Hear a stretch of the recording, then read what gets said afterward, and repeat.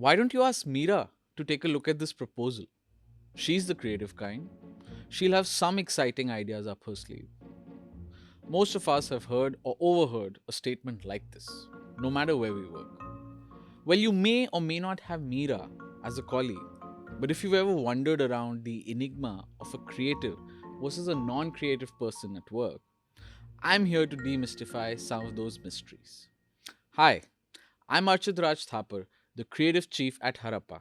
I'm here today to share some thoughts on how you can bring creative flair at work. Just to establish some ground rules, when I say creative flair, I don't just mean aesthetics or the viral post that your marketing team is pushing out every day. Creativity applies to all domains of business. It helps to be creative when you're leading a team. It helps to be creative when you're working with the customer to solve their problems.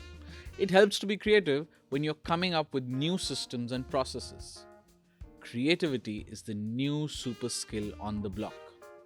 Every company wants its teams to be more creative now more than ever. For instance, this Dutch biking company VanMoof was struggling to ship bicycles to its customers without incurring any damages. Dented products are annoying for the customers and expensive for the company. So, it came up with a creative solution. Add a visual large screen TV on the box so that it becomes apparent for the logistics partner to handle it with care. This brought down the damage rate by an astonishing 80%. Simple, yet effective. So, what is creativity? While there are more than a few definitions floating around, all of them have three things in common. Something that doesn't exist already. Something that holds some value for the world, tangible or intangible. And most importantly, something that solves a problem. Now that we've established the tenets of creativity, does it mean creativity is privy to a few chosen ones?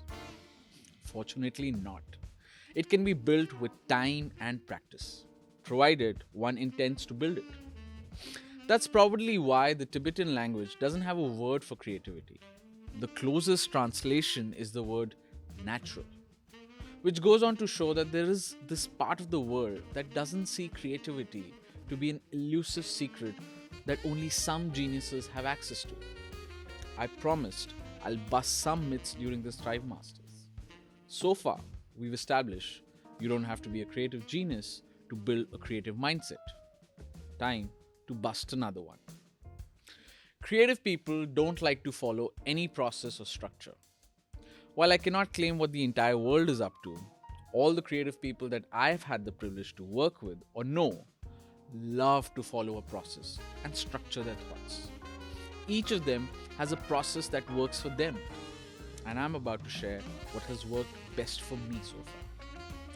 I like to call this framework the creativity loop. It's not linear, and you can't just put it in like a code to get a solution out of it like a machine. You'll have to tweak it to make it your own and put in the hours to see the results. It won't happen overnight. The creativity loop has three equally important components that will help bring your C game to work. Firstly, consume ideas. Secondly, connect the dots. And lastly, create something novel. You can work on these three C's one at a time or all at once. It doesn't matter the order you go about or how many of the C's you work on at a time. Learn the intricacies of each one of them in the upcoming videos and decide for yourself, how would you like to make it your own? I will jump into the details of each component through some stories from my work life. And this game of Scrabble will prove to be useful in more ways than one. Keep watching to find out.